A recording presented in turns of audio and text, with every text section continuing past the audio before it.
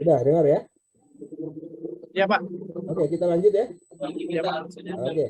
Nah, tadi ini ya Pak ya. Jadi sedikit ingatkan ya bahwa 5C ini bukan hanya berlaku di saat kita melakukan recovery Pak ya, yang di bisnis normal pun untuk perencanaan pertumbuhan yang normal pun juga berlaku ya Pak ya. Ini kayaknya simple, sepele, tapi ini justru menurut pengalaman saya di perusahaan-perusahaan itu banyak gagal itu justru karena di sini Pak. Ya, karena di sini. Lepas dari kita punya metode teknik bagus-bagus, canggih-canggih, tapi kalau di sininya ini jeblok ya akhirnya jelek semua. Ya, oke. Oke, saya lanjut ya Pak ya. Ini pada dasarnya untuk melakukan suatu ini penting kita juga mendelegasikan ke tim kita Pak ya. Tadi kita udah ngomong ya Pak ya. Jadi kita nggak bisa kerja sendiri semua ya. Jadi kita namanya ada delegasi empowerment ke tim kita. Kita kasih mereka wewenang juga nantinya untuk melakukan, dan kita batasi juga ya wewenangnya sejauh apa ya, ada kita batasi ya. Nah ini ada, pernah sering dengar KPI kan? Tahu ya? Nah, sekarang ini ada new leadership KPI Pak. Ini penting. Kalau dulu kan key performance indicator. Nah, sekarang adalah keep people interested. Artinya buat orang-orang kita itu tertarik dulu Pak. Tim Anda tuh. Kemudian kita inform ke mereka. Inform ini kayak gimana Pak? Apa? Inform ini kayak gimana? Nah, inform begini. Kita akan melakukan apa? Katakanlah gitu kan. Kita melakukan suatu reformasi misalnya nih ya. Atau perencanaan baru. Atau terobosan baru, bisnis baru. Kita jelaskan ke mereka Pak. Ya, kan mereka tertarik, kita jelaskan supaya clear. Dan kemudian peran mereka apa di dalam ini yang akan kita lakukan. Ya, jadi mereka paham Pak peranannya itu apa. Ya, kemudian ya kita libatkan mereka, keep people involved ya, kita libatkan mereka di dalam pelaksanaan aktivitas itu. Dan yang terakhir itu kita buat mereka tuh selalu terinspirasi, selalu termotivasi Pak. Nah, termotivasi caranya ya tadi yang saya sudah sebutkan tadi, kasih ya insentif Pak kalau mereka mencapai target, mencapai itu. Jadi jangan kalau salah dimarahin aja, tapi kalau kerja bagus dijemin, nah itu nggak boleh. Ya kan? Harus dikasih juga apresiasi. Nggak bentuknya apa, nggak harus yang hebat-hebat. Seseorang itu kalau bekerja bagus dikasih apresiasi itu bagi mereka secara manusiawi itu impact-nya besar sekali. Kita harus ya Pak ya. Gitu ya. Oke, ini KPI baru. Nah ini Pak yang tadi kita sudah bicara Pak. Ini yang penting itu selalu harus, Bapak tadi sudah bilang Pak Afif tanya, follow through itu terus Pak dilakukan ya Pak ya. Dilakukan review ulang ya, dilakukan lagi review ulang terus Pak ya. Ya semakin sering itu semakin bagus karena semakin cepat kita bisa mengetahui apa yang katakanlah kita tidak ada deviasi. Deviasinya di mana? Ya, terus kan kita buat koreksi. Nah, koreksinya ini bisa jalan nggak? Ada hasilnya nggak? Nah, ini yang namanya follow through ya Pak ya. Kemudian kita kasih tim kita juga wewenang supaya mereka bisa leluasa bekerja. Ada pembatasan sisi wewenangnya. Tapi fungsinya di sini biar mereka jangan apa-apa harus minta keputusan sama bos. Habis kita birokrasi, ya kan? Kita kasih wewenang mereka. Kita batasi wewenangnya. Nah, ini yang sehingga satu ketika ini semua akan berjalan secara terus-menerus di dalam perusahaan kita, sehingga ini menjadi satu kebiasaan yang baik. Jadi company DNA. Jadi ini DNA kita, Pak. Jadi punya ciri khas. Oh, perusahaan kita ini terkenal di pasaran karena ininya. Nah, itu Pak. Misalnya kalau Pak Fitra, usahanya terkenal karena apanya. Itu namanya DNA-nya Pak Fitra. Ya. Oke. Nah, ini sekedar summary yang kita tadi sudah bicara. Jadi kita mulai dari menemukan masalahnya, ya. Kita kemudian carilah analisa apanya, membuat prioritas yang tadi ya Pak ya. Checklist tadi masih ingat ya Pak ya? Iya Pak. Kemudian kita membuat plan, strategi, taktik plan, dan kemudian kita implementasi secara 5C tadi, ya Pak ya? Secara 5C tadi. Ini kurang lebihnya yang kita bicara tadi semua ada di sini. Oke. Nah, ini pertanyaan yang punya perusahaan ini selalu begini, gimana cara saya Meningkatkan profit, Siap, siap, gimana siap. supaya customer Terima saya kasih banyak, Pak. beli lebih lagi dari saya, ya. Kemudian gimana kita create pasar yang baru atau niche market yang membedakan tadi, diferensiasi, Pak. Iya. Oke, Pak Haryo. Dan ini saya mau nambahkan sedikit. Kedengeran suara saya, Pak? Iya, Pak. Jadi gini, Pak. Pertama, sebelum saya mau kembali back to basic ya. Turnaround itu salah satu pilihan strategi. Ya. Turnaround itu bahasa gampangnya membalikkan keadaan. Membalikkan dari rugi menjadi untung. Ya, itu namanya turnaround. Dan apa itu strategi? Kembali ke basic, adalah kumpulan dari taktik atau cara ya untuk kita mencapai suatu tujuan goal ya.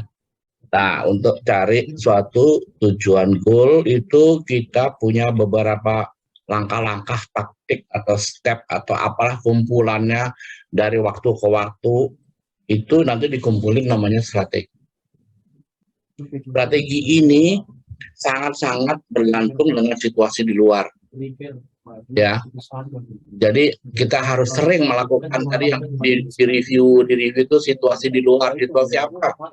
Yang persaingan, daya beli, inflasi, deflasi, resesi. Nah, istilah-istilah ini nanti suatu saat kita akan bikin seminar lah ya, tapi mungkin seminar yang hanya untuk apa membuat orang tahu aja. Jadi mungkin kita tidak akan ada, kalaupun ada kecil sekali biayanya atau malah mungkin gratis ya. Tapi perlu nih buat UKM ngerti di depan ini akan ada resesi. Nah, tapi resesi itu apa? Nah, kan itu kan istilah. Nanti akan ada krisis apa? Krisis keuangan, krisis ekonomi, beda-beda nih, krisis pangan, krisis apa? Beda-beda. Ini nanti kita bikin lah satu dengan Pak Roni, kita bikin satu sesi atau beberapa sesi bahas mengenai ini ya. Jadi situasi itu membuat sekarang kita makanya menawarkan namanya turnaround strategi. Itu jaga-jaga ke depannya ini akan sesuatu lingkungan usaha kita ini tidak kondusif lagi seperti sebelumnya. Terlepas dari pastilah kalau pandemik 2 tahun ini udah dari hulu hancur, hilir hancur kan itu. Ditambah lagi ke depannya ini masih ada krisis yang ditimbulkan akibat geopolitikal istilahnya ya orang-orang. Jadi antara Rusia, Ukraina perang, nanti Cina juga sama Taiwan mulai panas, ya kan? Ya, Pak. Nanti India bingung ini mau kemana ini ya. Terus Amerika bingung dia mau ngelepas minyaknya, tiba-tiba Arab Saudi kemarin umumin mau pangkas minyaknya, nah supply-nya aja kan. Dia ini kayak bingung lah, keadaan kayak gini ini membuat ketidakpastiannya tinggi. Makanya nanti itu dia turnaround strategi ini salah satu pilihan. Itu dimana misalnya kalau main bola itu kan analisanya analoginya itu strategi untuk kita mau bertanding nih dengan lawan, kita mau apa strateginya? Bertahan, menyerang, serangan balik, kan itu namanya strategi, ya kan? Nah, salah satunya ini tadi turnaround itu strategi dari keseluruhan, ya. Jadi makanya nanti ada itu yang namanya strategi bersaing, ada yang namanya strategi fungsional. Jadi ada lagi strategi marketing, strategi operation, strategi HRD, semua punya strategi. Ya. Ada lagi ya itu nanti ada beberapa jenis. Jangan, saya ingin Pak Fitra dan teman-teman tidak bingung. Yang dimaksud turnaround ini, kalau turnaround ini sangat-sangat strategi di atas. Ya, yang menggait semua strategi di bawahnya nanti. Marketing harus mengacu dengan strategi turnaround. Operation harus gitu. Ini HRD harus lihat strategi turnaround apa kita mau. Misalnya kalau di masa krisis nanti kira-kira kita komposisinya pegawai tetap berapa, pegawai harian berapa, pegawai magang berapa, itu beda-beda di saat krisis sama tidak di saat krisis. Ya. Jadi ini yang ingin saya introduction juga ada.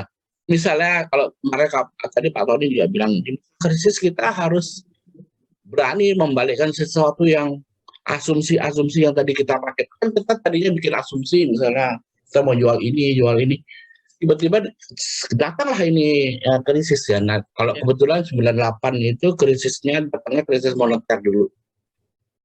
Dan yang paling parah itu selain krisis moneter itu ada huru hara, ada riot, ada penjarahan di restoran, ada bakar restoran, segala kan dulu ya.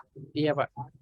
Sampai mengganggu ekonomi kan gitu. Nah dulu itu sampai kita McDonald tuh berani turn around sampai orang jualan burger kita jadi jualan ayam, ya kan gitu. Muncul di sana. Pikir, ya. Makanya nanti mungkin related to bisnisnya Pak Fikra, mulai berpikir nih, kira-kira nanti kalau kita kenapa dulu kita McDonald berbisnis akhirnya bikin ayam goreng, karena pasokannya itu terganggu, yang beef itu yang tadi Pak Tony cerita itu dari $1 4.000 menjadi 15.000 itu 1 kilo kita impor 1 ton itu bisa jadi mahalnya bisa jadi berapa? 3 kali lipat, 4 kali lipat kan ya. Siapa yang mau beli burger nanti 4 kali lipat harganya ya? Ya, kalau ayam tidak kan gitu karena ada di lokal kan gitu kan. Akhirnya kita berani bikin, saya dan teman-teman bikin itu kita munculin pakai nasi ayam kan gitu. Untuk ganti kentang juga jadi mahal kan kalau kita mau impor kan McDonald tuh kentang, burger sama Coca-Cola. Iya. Ya itu kan. Tapi itu semua impor kan gitu. Airnya aja enggak kan gitu. Airnya masih bisa dibikin di sini kan gitu. Akhirnya kita bikin pakai nasi kan gitu. Bahkan kita sempat pakai teh botol kan gitu untuk lokal minumnya kan. Yeah. Jadi saya ingin Pak Fikra juga mudah-mudahan sih tetap bisa eksekusi rencananya ini. Kan Pak Fikra kan mungkin Maret ya startnya ya. Maret Pak. Ya, Maret. Nah itu mungkin masih bisa asumsinya nggak akan jauh. Misalnya asumsi jauh apa?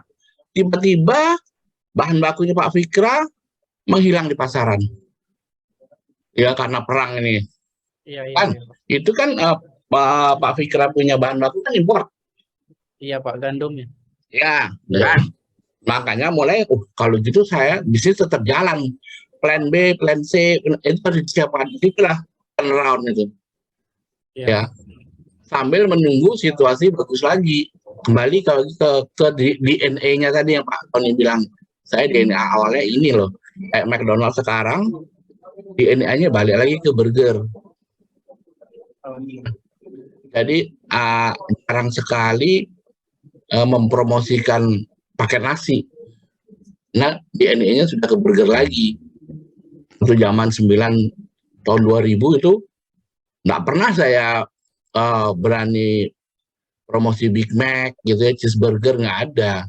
Karena itu bahan bakunya susah, terpaksa mana lagi selain di McD itu ayam kan gitu. Pakai nasi.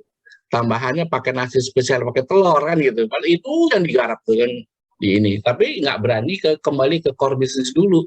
Setelah 2005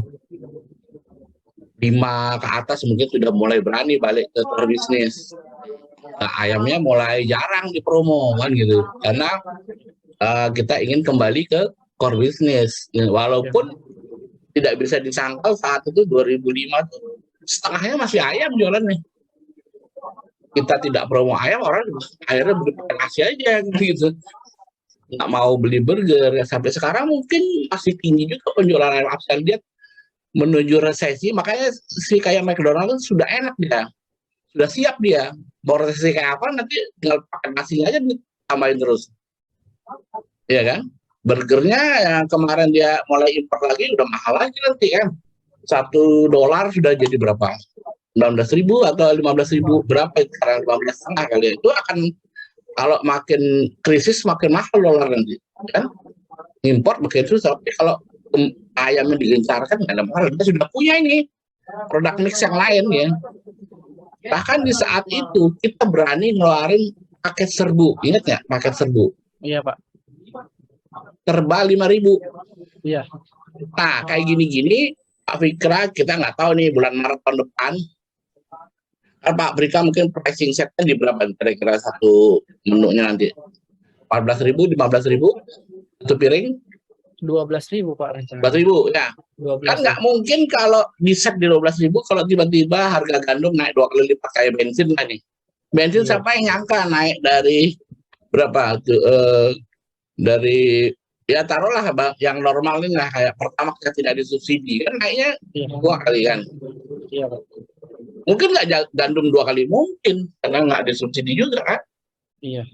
Nah kalau naik 2 kali mungkin nggak jual 12 nggak mungkin. Bisa 24 satu piring. Iya kan 2 kali lipat. Iya, iya. Jadi dipikir ini apa kira-kira nanti kan gitu. Ini kita ngajarin antisipasi. Syukur-syukur tidak terjadi Pak kan gitu. Iya, iya, iya. Ya, jadi itulah tadi yang saya bilang membalikkan itu kita siap untuk dibalik gitu. Jadi dari sekarang kita juga udah siapin nih plan B apa nih kalau ternyata Maret tidak seperti ini. Sementara Bapak kan sudah sama teman-teman sudah punya kesepakatan bisnis nih ya. Sama-sama setor duit semua nih istilahnya Iya, kan iya, gitu. iya, Pak. Dan kan pengennya nggak mungkin nggak harus kembali uangnya kan dengan untung kan gitu. Jadi inilah yang perlu dilakukan. Nah, step-stepnya itu biasanya gitu. Kalau turnaround itu biasanya kan dari keadaan rugi dibalikkan dulu supaya jangan rugi. Misalnya profit 0. Kita target bulan depan 3 bulan depan ini profit 0 aja dulu kan gitu. Iya, iya. Oh, yang itu tadi Pak ya. Minimal itu survive dulu ya. Survive dulu gitu. Iya, iya. Ya, nggak usah, yang penting bisa bayar pegawai. Bisa bayar listrik. Pegawai itu kalau udah jalan nih, kalau kayak McDonald tuh pegawai yang sudah udah kerja 2-3 tahun tuh sangat mahal harganya. Karena kita trainingnya luar biasa. Ya, kalau saya tuh bisa 3 kali 4 kali keluar negeri tiap tahun. Bayangan kalau saya terus disuruh keluar. Itu berapa biaya sudah ditanam di saya kan gitu. Ya kan itu cara berpikirnya kan. Jadi mungkin tahun pertama kita profit 0. Kuat nggak kita profit 0 kan gitu. Tahun kedua baru oke lah kita ada target profit kan gitu. Kalau untuk profit 0 apa yang mesti dipangkas kan gitu. Apa yang mesti mungkin kalau kita dulu punya 100 restoran, wah kalau untuk yang ini yang rugi-rugi kayak Pareto tadi ya 20. Kalau perlu kita jalan dengan 20 restoran yang 80 tutup kan gitu. Gitu turnaround-nya. Nah, lingkungan usahanya itu strategi kan melihat lingkungan juga persaingan, terus ekonomi, keadaan ekonomi, peraturan itu sekarang sangat sangat disayangkan itu perubahannya sangat cepat karena digital ini tadi. Ya, digital ini tidak hanya membuat online.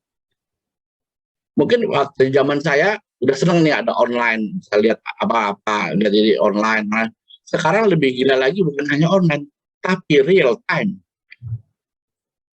Kan kalau dulu kan mungkin masih 2G, 3G, 4G, 5G ini udah real time Pak. Apa yang terjadi di Cina dalam 2 detik kita tahu nih, nggak sampai kali.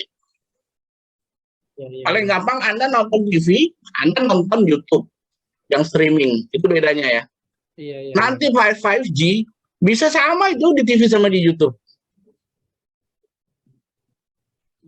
Ibaratnya orang main band, saya di Jakarta, teman saya di Makassar, satu lagi teman saya di London, bisa bersamaan mainnya tuh, ada delay. Kedepannya akan begitu. Ini akan lari dari 3G, 4G, 5G, apalagi lah gitu ya. Nah, ini yang membuat kenapa turnaround ini pilihan yang juga harus diambil gitu ya, karena lingkungannya tadi seperti Pak Tony bilang follow through, terus diikutin nih perubahannya. Iya.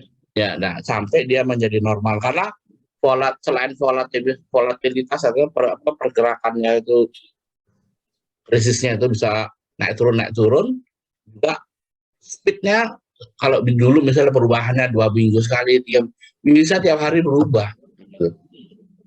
Bisa berubah tiap hari. Siapa yang nyangka ya? Siapa yang nyangka cuman gara-gara rusuh Arema dengan Persebaya, PSN jadi kacau balau kan? Iya, Pak. Kita udah wah ini udah menuju jalan yang benar nih. Ini udah mulai kacau nih kalau sampai Sintayangnya mundurkan diri juga kacau juga ini. Iya kan? Iya. Kita wah nggak mungkin. Saya nggak yakin kalau dipegang sama siapa itu Nova siapa itu, nggak mungkin lah gitu. Nah, itu artinya harus siap ini, cepat berubah gitu. Apa maksudnya? Untungnya kalau kayak Jokowi itu langsung telepon FIFA, kalau didiemin itu mungkin kita udah kena sanksi ya. Iya, Pak. Masih keselamatin ya, sedikit minimal ya, selamatin. Sekarang tinggal masalahnya ini, kalau kemarin di sanksi FIFA nggak boleh ada lagi bola 5 tahun kayak negara-negara lain, habis sudah. Percuma itu PSSI mau ke mana, ke Uzbekistan dan sebagainya, nggak mungkin sih kan. Ya, apalagi liga-liganya itu, bayangkan berapa orang cari makan di situ kan, ngurus pemain apa segala kan. Itu aja, itu yang saya bilang bahwa perubahan yang sangat cepat harus bisa kita antisipasi. Nah, kembali ke tadi, sebenarnya turnaround itu bagian dari strateginya perusahaan, jadi sangat besar ininya apa, skupnya. Iya. Banyak sekali buku-buku tentang ini, cuman saya ambil salah satu aja ya, ini tentang corporate market strategy gitu. Jadi sebenarnya ada 4, dibagi atas 4 kuadran ya. Saya kasih tahu itu kuadran sini misalnya internal redirecting resource, artinya redirecting resource itu seperti apa ya, misalnya orang, resource ya, terus aset yang kita punya, mesin apa segalanya internal. Tapi kalau external redirecting resource itu seperti ya milik orang lain, pabriknya orang lain, ininya orang lain, pemasok orang atau pesaing ya, itu out eksternal. Kemudian usaha overcome weakness ini usaha kita untuk mengatasi kelemahan kita. Terus maksimal strength ya itu tadi, bagaimana kita memaksimalkan kekuatan tadi kan, seperti Pak Tony bilang bahwa kita harus tahu kita kuatnya di mana nih, apa yang membuat kita kuat ini kan. Kalau nanti misalnya Pak Fikra punya taruhlah 20 menu, mana nih menu yang profit yang gede, sales yang gede, kita harus tahu. Oke, nah nanti kita belakangan belajar akan kesana juga ya. Iya, Pak. Nah, kalau ini bagi atas 4 ini, turnaround strategi di sini membalikkan keadaan. Iya. Ya, ada 4 strategi dasar di corporate strategi, membalikkan ini turnaround, berkonsentrasi di apa yang ada, memperkecil resiko, usaha-usaha kumpulan dari taktik dan tadi rencana-rencana gimana fokus memperkecil resiko, atau lagi membesarkan usaha, malah membesarkan usaha. Saya kasih contoh misalnya ya, ada perusahaan ya, kalau dia sudah posisinya adalah kuat di pasar, kemudian dia mampu nih external redirecting resource, mampu membeli perusahaan lain atau memaksa perusahaan lain gabung, bikin ada joint venture. Ya, ada di sini makanya strategi joint venture. Strategi joint venture hanya bisa terjadi kalau kamu punya tadi nilai-nilai yang kekuatan kamu, dan kamu bisa memaksa beli sahamnya orang lain misalnya, atau malah ngajak gabung, join. Ya. Nah, kalau integrasi horizontal itu misalnya bisnis yang sama dijadiin satu. Kita beli ini misalnya kita omong kosongnya ya, kan tipe-tipenya mirip-mirip sama yang setipe lah sama punyanya Pak Fikra. Kita beli semua jadi satu integrasi. Atau kita malah diversifikasi jadi banyak usaha gitu. Itu di sini salah satu, ini hanya pilihannya, tapi syaratnya dia harus maksimal track, bisa memaksa pihak luar. Kalau misalnya di sini turnaround, pilihannya cuma tidak, retrenchment ini adalah pengiritan. Ya, kosnya yang mana kos-kos yang besar kita kecilin gitu. Ya, misalkan nih jeleknya central kitchen kita tutup, itu termasuk retrenchment ya. Atau orangnya kita jumlahnya kita sedikitin. Kalau divestasi ini beberapa bisnis itu kita satu demi satu kita tutup. Misalnya Pak Fikra punya, ya itu tadi termasuk ya kayak ada beberapa restoran yang berbeda-beda, yang mana yang membuat dia rugi, kita harus berani tutup. Itu kita balik keadaan minimal 0. Yang negatif targetnya di sini, yang minimal negatif jadi 0. Atau kalau sudah jelek semua ya mau ngapain lagi, likuidasi udah. Itu salah satu pilihan, tapi ini terjelek. Tapi ingat ya, dari keadaan ini itu kita sebagai pemilik perusahaan punya pilihan. Dari sini kita bawa ke sini, kuadran sini, atau kita bawa ke sini. Pilihannya setelah profitnya 0. Kita mau positifnya kemana nih? Misalkan saya mau integrasi vertikal. Misalnya apa yang Pak Fikra bikin adalah, oke, saya beli aja nih keagenan tepung. Ya kan? Itu integrasi vertikal ke hulu namanya. Ya, ke hulu ini macam-macam nanti kan. Misalnya ada pabrik, sana ada pabrik somai, saya beli aja pabrik somainya. Itu integrasi vertikal. Untuk supaya resikonya makin kecil. Ini kan tadi ini pilihannya tuh. Jadi dari membalikkan keadaan setelah 0 kita lari mau ke sini nih, misalkan. Atau kita lari ke sini. Kita pengembangan pasar, scale up. Kalau gitu setelah 0 kita supaya ini kita konsentrasi, kita banyakin cabang aja. Ya. Atau pengembangan produk. Misalnya menunya dari 20 jadi 40. Apalagi kan itu. Tapi sama ininya, jumlah cabangnya misalnya. Yang kita naikin hanya menunya.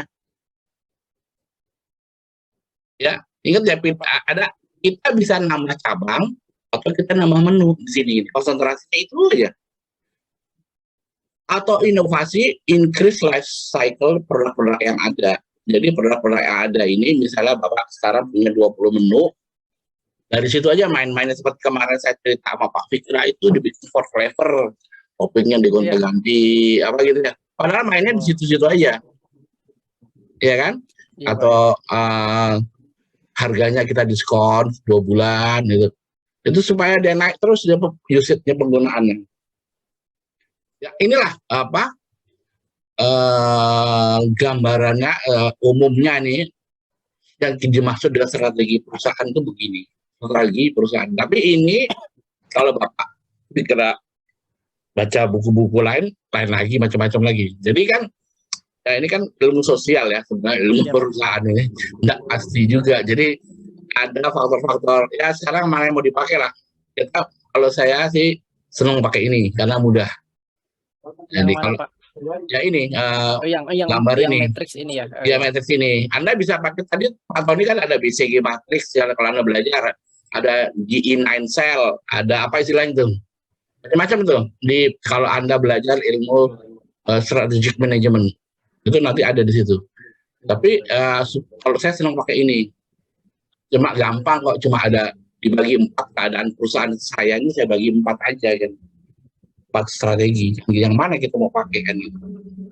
Terus Pak, misal di keadaan resesi seperti yang rencananya tahun depan, itu apa emang cuma strategi yang membalikkan keadaan yang bisa diupayakan atau emang harusnya begitu Pak? Ya kan gini tadi Pak, Anda analisa dulu ini posisi Anda di mana nih. Saya internal directory-nya bagus nggak? Di sini bagus nggak? Oh saya ternyata ya ininya bagus, ininya bagus. Ya udah saya ambil dari sini nih, saya perbanyak joint venture sama orang. Kan gitu. Ini kalau saat ini, kalau keadaan yang ini kan ini kita lagi diterangkan oleh Pak Tony. Ini loh strategi turnaround tuh ini, ya kan? Dengan asumsi ini tadi internalnya resource-nya lemah, ya kan? Dan ininya juga keadaannya juga untuk mengatasi keadaan di luar kendali, lemah, ada resesi. Terus kita juga penguasaan dari resource-nya lemah. Keadaan ini akhirnya pilihannya terpaksa ini. Ini kalau tahun depan terjadi loh. Kalau ini terjadi dan ini terjadi, itu yang disebut dengan krisis tahun depan itu terjadi pelemahan di ekonomi gara-gara di luar dan di dalam, ya kan? Di bahan baku, di persaingan, di tingkat bunga. Kalau tiba-tiba pajak dinaikin jadi 30%, itu mati lagi kan. Terpaksa pilih ini. Kita mau terus mau nggak nih kan gitu. Tapi kalau tahun depan nanti ternyata yang terjadi adalah posisi Bapak ada di sini atau di sini, ya udah ini yang dilakukan gitu. Ternyata tidak ada resesi tahun depan misalnya. Ternyata ekonomi membaik, ternyata si Pak Jokowi sama Bu Sri Mulyani jagoan nih, tiba-tiba kita lolos dari jebakan krisis. Ya kan, growth-nya masih di atas 5%, misalnya. Inflasi misalnya jadinya cuma 4%. Ya udah kita tinggal kita lihat kita lagi di mana nih saat ini ya. Saya mau besarkan usaha saya aja, apa saya mau konsentrasi di yang ada, atau saya mau ambil resiko, memperkecil resiko, kan gitu. Pilihannya jadi ini sama ini, bukan ini. Kalau tahun depan tidak terjadi loh. Ya, tapi kan saya sama Pak Tony melihat situasi kayak sekarang, kemungkinan akan terjadi ini nih Pak nih.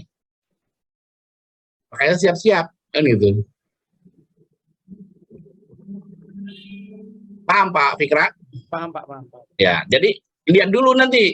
Tapi lihat dulu nantinya itu jangan nanti. Tadi sekarang mulai diamatin. Kira-kira saya di mana nih sekarang, kan gitu. Seperti yang Pak Tony bilang harus ya mungkin tiap bulan atau tiap minggu direview ini keadaan perusahaan saya ini lagi di mana nih kan gitu.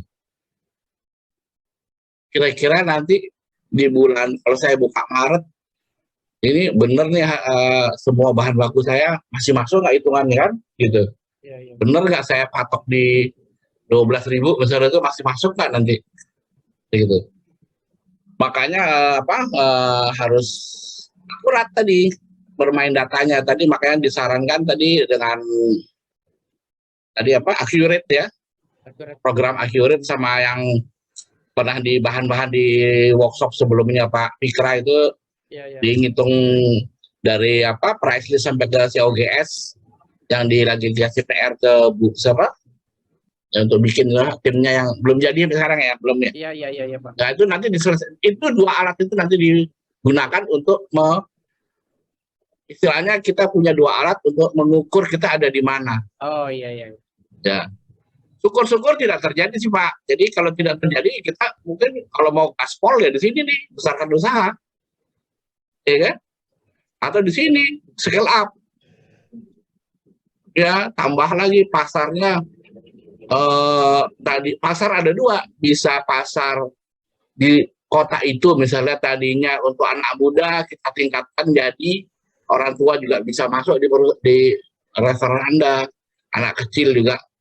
Kalau kamu mau ambil anak kecil, ya kamu bikin misalnya ada playland, tempat main anak kecil. Iya. Masuk.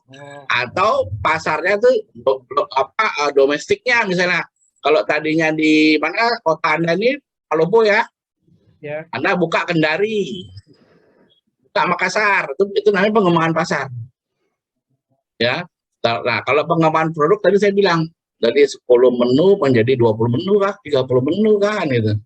Iya, iya. Ya, atau tadi ini inovasi yang sudah ada aja lah kita mainin gitu.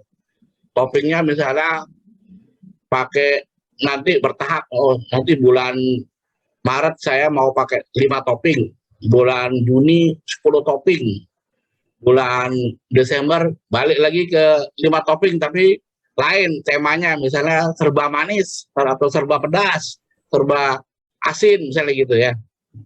Itu di sini nanti konsentrasi. Nanti semua strateginya Pak Fikra, baik strategi marketing, misalnya mau promosi, mau pricing, mau itu tadi ngikutin ini. Oh ya, oke paham Pak, paham. Ini panduannya di atasnya nih, di puncaknya strategi, ilmu strategi inilah yang di atas.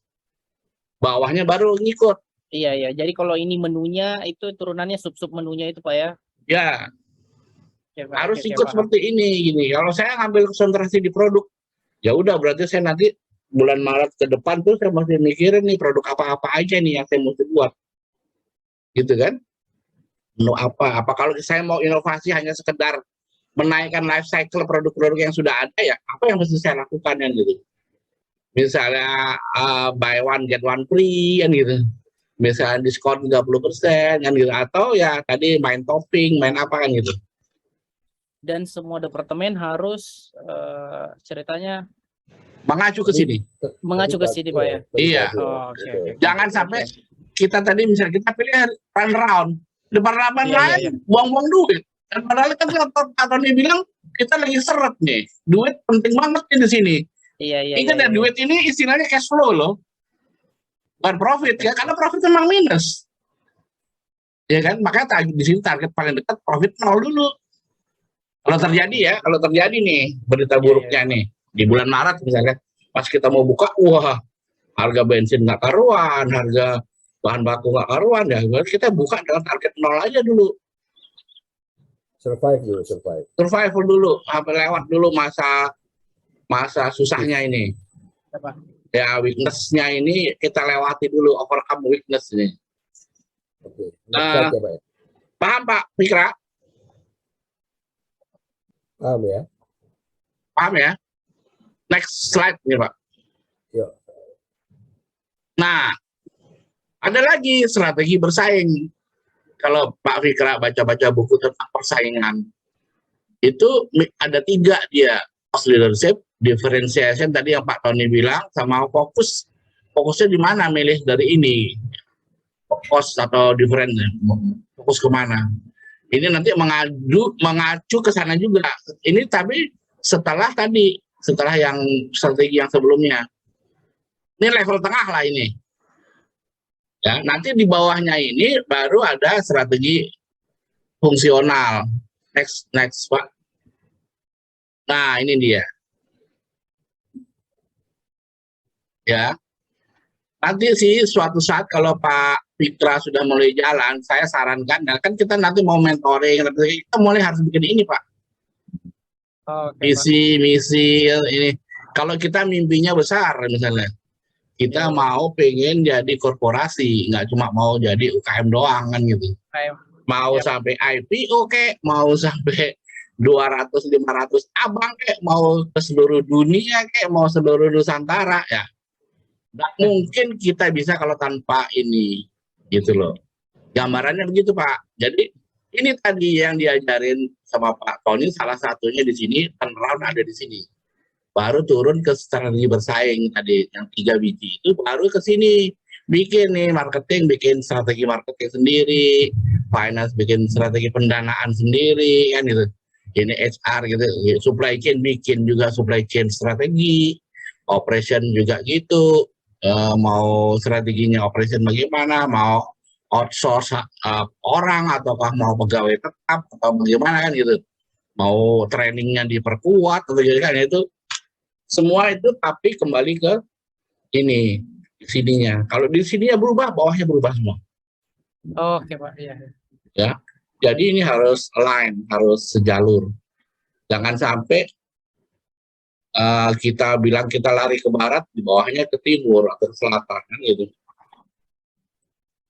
itulah sedikit dari saya.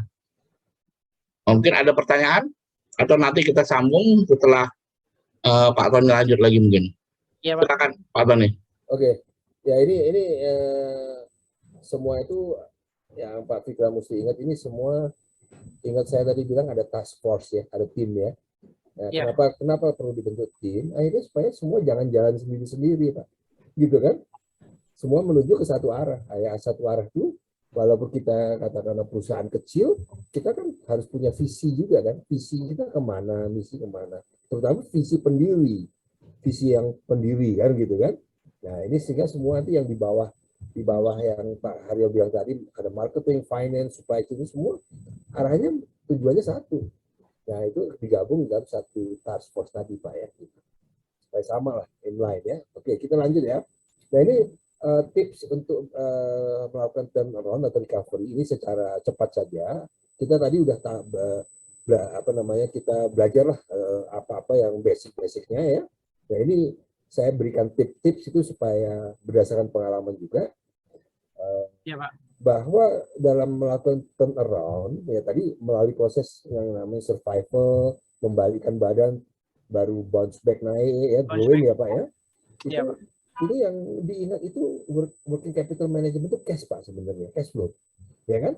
Cash flow. Jadi kita juga jangan profitnya aja tapi harus ada cash. Juga harus efisien ya. Ini tipsnya. Kemudian di sini selalu kita harus mereview ulang kayak general check up Pak. Keadaan kita gimana? Terutama keadaan keuangan, ya kan? Nah, keadaan keuangan itu bisa kita tahu dari mana? Dari laporan keuangan. Makanya tadi saya bilang Pak Fikra langkah pertama sudah bagus Pak. Ya, Bapak Pak. akan merubah accurate kan Pak ya. Nah, Ya. ini dengan accurate ini Bapak nanti akan mudah sekali, sangat dibantu Pak, percaya.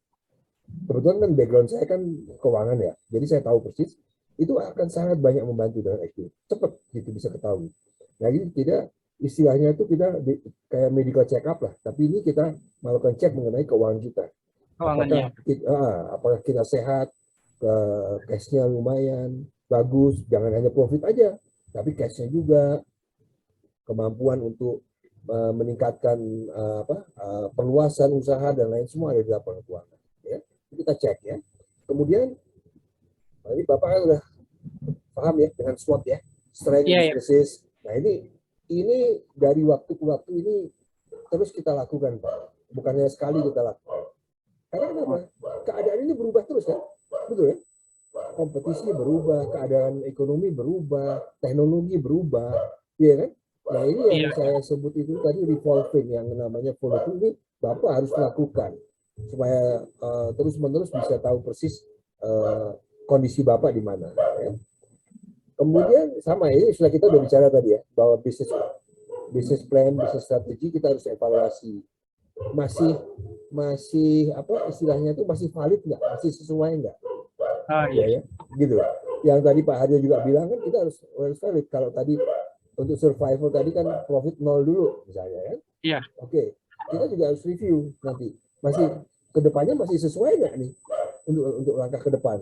Ya kan? Katakanlah udah oke, udah nggak 0 lagi, udah naik lagi. Tapi mendadak nih, wah ini dengar-dengar akan ada krisis. Ya, yang kita kan selalu mengantisipasikan yang terjelek, betul kan? Kita harus mereview lagi Pak bisnis plan kita, perencanaan kita. Kita kalau ini harga gandum naik gimana? Kalau ini gimana? Jadi kita harus membuat satu analisa-analisa ya Pak ya, seperti ini. Terus secara terus-menerus ya. Nah, demikian juga. Nah, ini udah pasti Pak yang namanya inovasi, kreativitas itu penting. Kenapa? Kalau kita tidak mempunyai itu, gimana kita bisa membuat atau meng-create atau menghasilkan yang namanya diferensiasi tadi Pak. Kuncinya diferensiasi Pak. Nggak usah kemana-mana, diferensiasi. Gampangannya, kita ini kan supaya dikenal orang, ya kita harus berbeda kan. Iya Pak. Ya, bedanya di mana? Oh, kalau itu pasti itu tempatnya Pak Fikra. Karena tujuannya kan itu kan Pak. Kalau mau cari yang katakan makanan yang ini yang khas, yang ini yang enak, tempatnya Pak Fikra. Itu diferensiasi Pak. Itu harus selalu kita create. Karena nggak akan bisa berhenti. Ya, ini oke. Nah ini apa namanya, kita juga dalam rangka itu mencari ada opportunity apa yang kita bisa ambil, ya. Itu tadi Pak Haryo bilang juga, misalnya kita ngomong properti nih Pak, properti. Pak Fitra tahu pandemi Pak, kemarin itu 2 tahun, 2,5 tahun pandemi, itu properti ancur-ancuran, betul kan? Bapak tahu Iya, kan? Pak. Nah, Iya, iya. saya punya teman yang punya real estate di Batam itu habis-habis Pak. Nggak ada satupun yang laku. Sementara dia dikejar bank terus dibayar, gitu kan, untuk uangnya. Nah, tapi di sisi lain, misalnya kita pemain juga, developer juga, kita mungkin sama-sama properti, cuman keadaan kita akan agak lebih baik daripada kompetitor kita. Seandainya keadaan keuangan kita baik, bagus, dan kita kan juga sama-sama properti ya, developer, ada kesempatan kita take over properti lain, itu inilah yang namanya ambil kesempatan untuk opportunity. Ini saatnya Pak, kenapa? Lagi murah Pak, betul ya? Lagi Iya, murah, iya, benar-benar. lagi murah, gitu loh. Cuman kita punya kelebihan uang sedikit, kita ambil Pak, lagi murah. Nanti begitu bounce back, bounce normal, kita udah dalam posisi punya barang, ya kan? Harga sudah mulai kembali atas. Nah ini dalam contoh properti, ya tentunya dengan Iya, bisnis, iya. bisnisnya Pak Fikra juga mirip, ya kan, opportunity apa yang akan begitu. Itu kira-kira begitu. Jadi selalu Pak, kalau Iya. saya percaya kan selalu ada koin itu kan dua sisi kan Pak ya. Iya. Ada sisi yang namanya bukan kesusahan ya, apa masalah, ya kan. Tapi Ya. di sisi satunya kan ada opportunity, kesempatan kan. Iya. Seperti itu kan. Tinggal kita kan melihatnya gimana, berat ke masalahnya itu ke opportunity. Kita harus positive thinking Pak, ya. Selalu positif gitu ya. Oke. Ini marketing plan otomatis harus dirubah Pak. Tadi yang tadi Pak Hari jelaskan kan, seperti jenis menu segala macam otomatis kan harus direview ulang kan semuanya. Ya intinya ya kita mau cari yang high margin kan Pak, betul kan? Yang Iya, Pak. high margin sama cepat cash flow-nya, ya kan? Itu yang kita prioritaskan ya. Oke. Nah, ini sudah kita udah bicara Pak. Cash itu yang penting Pak ya. Cash itu yang penting ya. Cash position ya. Nah, ini kalau seandainya ini dalam kasus perusahaan itu ada kesempatan yang bagus di dalam waktu mengevaluasi turnaround ini, ada nih potensi yang bagus kita bisa ini, tapi kita butuh dana. Nah, kita juga jangan tutup kemungkinan itu Pak untuk mendapatkan dana. Bisa dari bank, ya, bisa dari investor lain, bisa dari partner kan gitu ya. Ini intinya kita juga opsi-opsi itu jangan ditutup ya untuk melakukan ini. Nah, baik dalam keadaan kita turnaround maupun dalam keadaan sudah normal Pak, ya kan? Ini funding option ya Pak ya. Oke. Ini saya hanya sekedar pengingat bahwa komunikasi itu janganlah hanya berhenti pada saat krisis Pak. Ini komunikasi internal ya Pak ya, komunikasi internal ya, dengan tim ya. Ini harus berlaku terus. Yang tadi kan ada KPI yang baru tadi ya Pak ya. Keep interested, keep informed, involve sama inspire terus Pak, supaya karyawan atau tim kita itu selalu bersemangat, motivasi Pak. Kalau timnya nggak punya motivasi, kita juga susah kan Pak, ya kan? Ya itu kita harus tim. Jadi semangat tim itu terus harus ada, gitu ya. Oke, sekedarnya. Nah, sampai sini kira-kira masih bisa ikut ya? Iya Pak, ya. Oke, saya akan cepat aja. Ini saya akan sharing kejadian, ada kasus, kondisi ya semacam krisis juga. Sebenarnya krisis juga namanya. Nah, terus nanti bagaimana di solusinya. Nanti saya akan sih. Nah, habis itu nanti kita bisa bicara lebih dalam spesifik yang katakanlah bukan kasus ya, yang rencananya Pak Fikra gitu ya, yang ke depan ya. Gitu ya. Iya Pak, ya. Nah ini saya ambil ada satu kasus itu adalah Hotel Bintang 5 di Bali Pak. Ya. Itu dia berdiri tahun 75 ya.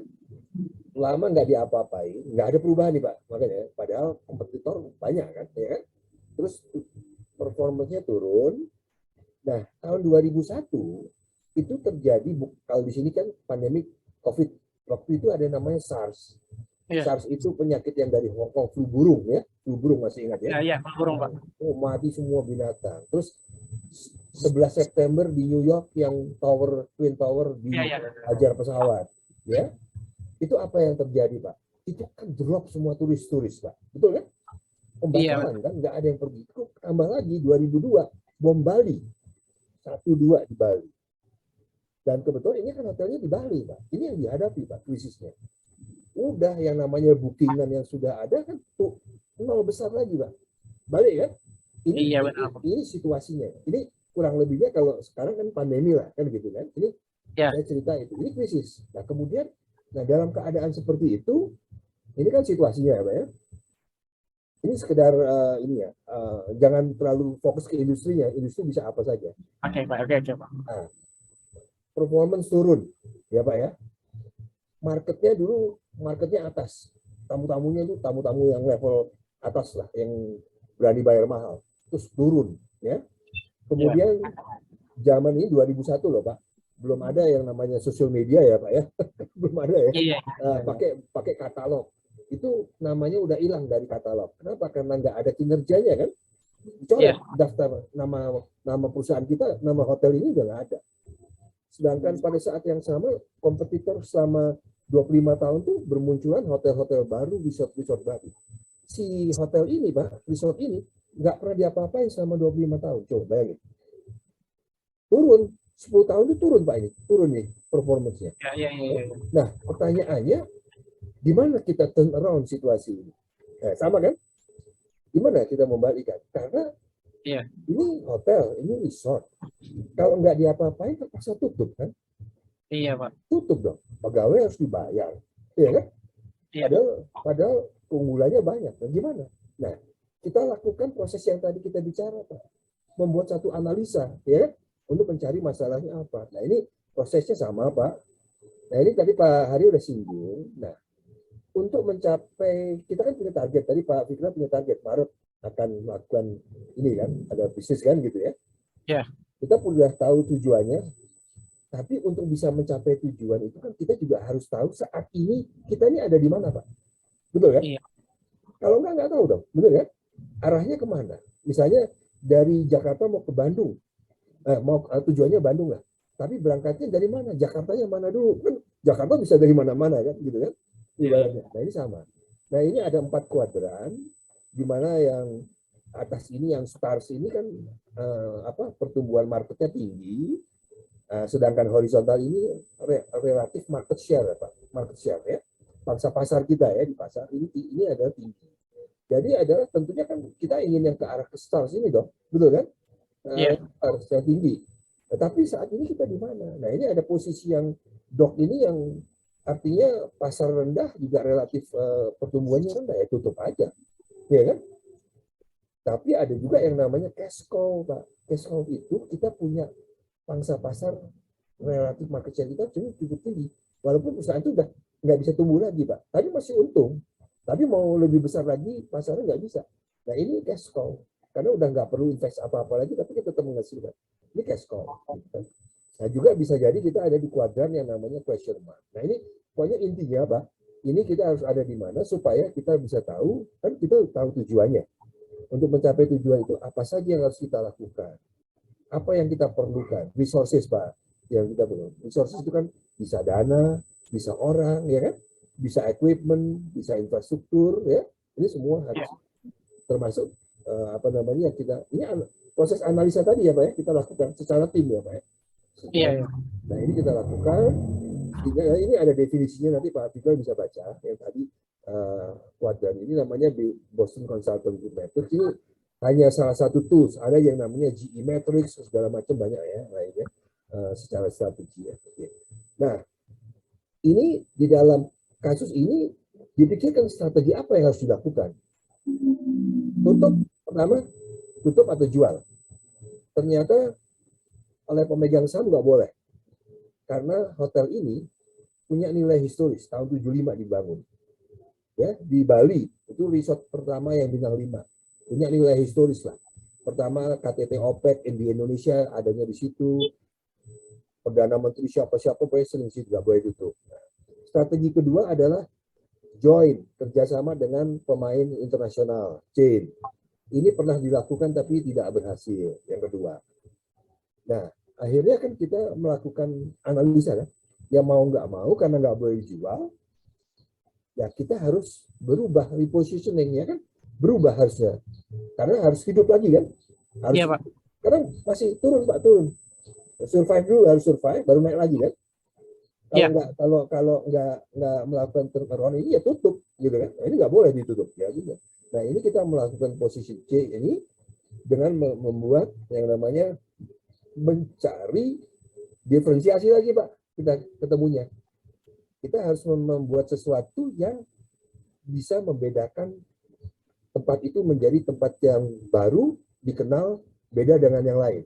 Keunggulannya apa ya? Nah, jadi diputuskan kita mengambil langkah ini setelah melalui proses tadi. Ini kan singkatnya aja ya. Nah, oke. Nah, sekarang kita harus memikirkan strategi apa yang secara apa namanya diferensiasi itu adalah menghasilkan ada 3 hal Pak dalam hal diferensiasi. Nah, yaitu kita yang bisa mengenerate customer value. Kenapa? Karena kita beda dengan yang lain. Jadi customer melihat kita beda. Ya. Kemudian menghasilkan perceived value. Perceived value juga sama. Artinya barang boleh sama, tapi kita punya keunggulan apa. Ya. Perceived value saya ambil contoh paling gampang gini, Pak Ridwan. Bapak tahu kan ada jam Rolex yang mahal sekali ya, tahu kan jam Rolex. Jam Rolex ya tahu. Oh kan sampai 50-100 jutaan kan gitu kan. Iya, iya, iya. Tapi ada pembeli orang kaya, dia nggak mau, nggak suka. Dia punya kemampuan untuk beli jam Rolex, tapi nggak suka. Karena dia suka pakai jam digital, Seiko. Gitu kan? Nah, tapi sebaliknya ada orang yang suka kan, yang maunya karena gengsi, misalnya kan karena gengsi, prestasi beli, gitu kan. Nah, ini perceived value namanya, Pak. Jadi ada barang yang sama, orang punya kemampuan, tapi nggak mau. Nah, kita kan harus meng-create sesuatu barang yang mempunyai nilai tersendiri bagi customer, sehingga customer mau ambil dari kita, Pak. Itu adalah namanya diferensiasi. Ya kan? Yang sulit ditiru. Yang sulit ditiru. Jadi ini strategi ini yang kita harus jalankan. Nah, ini yang dilakukan di hotel yang di Patra ini, di Bali ini adalah ini. Nah, kemudian menghasilkan produk hasil-hasil yang berbeda dari yang sebelumnya. Ya, Pak ya? Nah, ini intinya itu menambah nilai, ada nilai tambahnya, Pak. Nilai tambahnya. Yang membedakan itu dari yang lain. Ya. Nah, ini kan tadi saya sempat bilang, Pak, Jack Welch tadi yang saya bilang, Pak Tika, kalau Anda nggak punya keunggulan komparatif, ya udah nggak usah main lah. Cuma juga kan ada mau jualan apapun kalau nggak mempunyai keunggulan ya nggak bisa, gitu kan? Terus kita sama kompetitor, itu intinya itu. Jadi kita harus selalu mempunyai diferensiasi, ya Pak ya. Oke, ini sama, artinya kita bisa mempunyai diferensiasi itu adalah kunci keberhasilan bisnis kita ya Pak ya, ke depan ya. Ini dalam hal apapun ya Pak ya, dalam hal industri apapun ya. Nah, otomatis Pak, kita sudah membuat strategi, betul ya? Kita kan tadi strategi. Nah, yang paling penting di sini nih Pak, strategi implementasinya, eksekusinya Pak. Ya, eksekusinya. Eksekusinya ini kebanyakan perusahaan di Indonesia ini gagalnya ini di sini Pak. Eksekusinya Pak. Paling banyak sekali. Nah ini hanya contoh aja, ini langsung dilakukan eksekusinya di bidang-bidang ya. Apa bidang-bidangnya? Ini karena ini hotel ya Pak ya. Jadi ada fasilitas, produk, services, pasar. Intinya dilakukanlah, diimplementasi, dieksekusi, termasuk marketnya juga ya Pak ya. Kita harus melakukan sama dengan yang saya bilang tadi, kita harus ke pasar, harus tahu keinginan pasar kayak apa, ya kan? Jadi juga sama ini sehingga kita tentukan target marketnya itu seperti apa, ya. Kemudian prosesnya juga apa, ya. Ini spesifik apa namanya industri hotel, nanti Pak Viro bisa baca sendiri. Tapi ini contoh aja Pak. Tapi yang saya ingin titik beratkan itu adalah prosesnya ya, prosesnya. Eksekusi prosesnya ya, di bidang apa saja dilakukan, ini dalam proses, kemudian produknya apa? Produk, kalau dia Bapak kan pasti makanan, menunya misalnya. Ya, ini dari sebelum jadi segini, ini produknya. Jadi ini perubahan. Berdasarkan dari strategi tadi, ya. Servisnya juga berubah. Ya. Ini 2001-2002, Pak. Belum ada WiFi dulu, Pak. Ini saya udah pasang WiFi, Pak.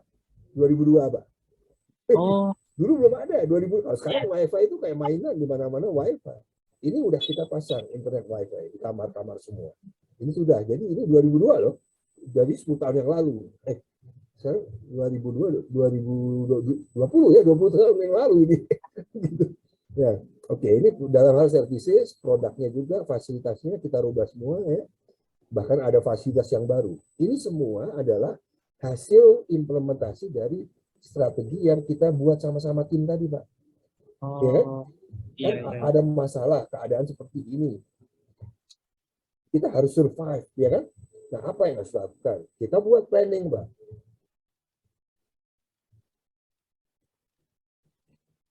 Kita buat planning, kalau nggak dieksekusi, percuma juga kan? Nah, ini adalah eksekusinya. Ya. Jadi fasilitasnya, sistemnya, termasuk juga orangnya, Pak. Orang-orangnya juga, kalau perlu, tinggal mana. Itu harus melakukan semua. Ini keseluruhan ya, Pak ya. Jadi komprehensif sekali semua. Ini ada KPI juga penerapan gitu ya. Ya, oke. Ini adalah yang dilakukan. Nah, kemudian itu 2002, 2003 selesai, Pak. Itu ya. Apa namanya renovasinya. Hasilnya seperti apa? Nah, ini adalah hasilnya yang bisa Bapak lihat. Hotel itu ukurannya ya, Pak ya. Iya. Tarif, tahu kan ya, tarif rata-rata per bulan itu, per malam itu tadinya cuma $22, Pak. $2 Rendah per sekali. malam. Per malam. Iya, per Untuk malam. ukuran bintang 5 itu rendah sekali, Pak. Iya, bintang 5 Pak ya. Bintang 5. Nah, ini bisa naik jadi 75. Oke. Tingkat hunian cuma 25%. Bisa naik jadi 80. Dari Kalau ini itu average OCC rate itu apa, Pak? occupancy rate. Tingkat hunian. Tingkat hunian. Ya. Jadi kan ada tingkat rata-rata tarif rata-rata per malam. Ya. Sama tingkat hunian. Gitu kan? Ya, kalau tingkat hunian tinggi itu bagus karena kan hotel itu penuh terus kan? Iya kan? Iya, Pak. Nah, ini 25%. Ini kamarnya ada hampir 300 kamar berempat cottage, Pak. Karena dulu bagus awal-awal, tapi turun. Nah, ini kejadiannya kan turun. Nah, sekarang bisa naik kembali. Kemudian pasarnya juga, Pak. Dulu cuma pasar yang rendah. Taiwan, Jepang. Itu tadinya kan tinggi ya. Jepang, Eropa, Australia. Sekarang turun, Pak. Nah, ini bisa kembali lagi naik. Pasarnya. Artinya, yang saya tadi katakan, Pak. Kita bisa mengambil kembali pasar atau customer yang tadi hilang, Pak. Yang tadinya sudah datang ke kita, dia pindah ke hotel lain. Karena yang punya kita nggak ada apa-apa, nggak ada perubahan apa-apa kan, betul kan? Ya, Pak. Kemudian kita melakukan perubahan, diferensiasi, ya kan? Kita promosikan, hasilnya begini, mereka kembali, gitu. Dan di 2003, kalau masih ingat itu ada pertemuan Presiden Megawati dengan Presiden Bush di Bali, Oktober 2003. Nah, itu calon-calonnya waktu pertemuan itu akan diadakan ada empat tempat, Pak. Hotel namanya Ritz-Carlton. Ritz-Carlton itu internasional, Pak, mahal. Ada Four Seasons, bintang 5 juga mahal, internasional. Nah, kemudian Hotel Patra ini calonnya, gitu ya. Tapi apa yang terjadi akhirnya yang dipilih oleh Gedung Putih itu malah Hotel Patra. Percaya nggak, Pak? Tapi setelah renovasi. Oh. Karena Ibu Megawati sempat nanya, jadinya ketemunya di mana? Nah, Mensekneknya bilang di Patra. Loh, Gedung Putih setuju karena bayangannya Ibu Mega itu Patra Jasa itu hotelnya itu kumuh, Pak, lama, kuno. Emang benar, sebelum direnovasi kuno. Gitu loh. Paham kan? Tapi kemudian Menseknek lapor. Ini pada saat itu si SBY masih jadi Polhukam waktu itu. Iya. Gitu. Nah, akhirnya dilakukan 4 jam pertemuan di Patra, Pak. Saya salaman sama George Bush, cuman fotonya saya nasib saya hilang, nggak ketemu fotonya. Waktu salaman itu bener saya dicari-cari nggak ketemu di mana kan. Setelah selesai kan salaman semua tuh kan. Salaman juga kan difoto dong kan gitu. Aduh, saya minta lagi ke Kedutaan Amerika di Jakarta, dicari-cari nggak ketemu fotonya. Padahal kalau nggak bisa dipajang kan gitu kan. Iya Pak, Ada benar-benar. juga kan gitu ya. Nah ini intinya ya adalah hasil dari proses yang tadi kita belajar sama-sama. Ini adalah seperti ini. Apapun industrinya. Karena saya sebenarnya banyak juga contoh industri lain yang Iya Pak. berhasil ya. Tapi ini salah satu contoh. Nah ini yang saya mau share satu lagi sebenarnya. Ini satu riset survei ya, Pak Fitra. Iya Pak. 9 dari 10 perusahaan, ini survei itu dilakukan 98 sampai 99. Kenapa 9 dari 10 perusahaan itu gagal dalam mengimplementasikan strateginya mereka? Ya, ternyata 5 ada barrier, ada halangan. Yang pertama adalah karena hanya 5% dari workforce dari timnya mereka itu yang mengerti strategi perusahaan. Makanya saya bilang apa? Kita kembali jangan lupa komunikasi ya Pak ya. Komunikasi Pak. Komunikasi ya. Mereka nggak tahu. Ada visi misi biasanya cuma tertempel di dinding aja. Di dinding aja Pak. Ya. Tapi artinya apa? Nggak pernah disosialisasikan.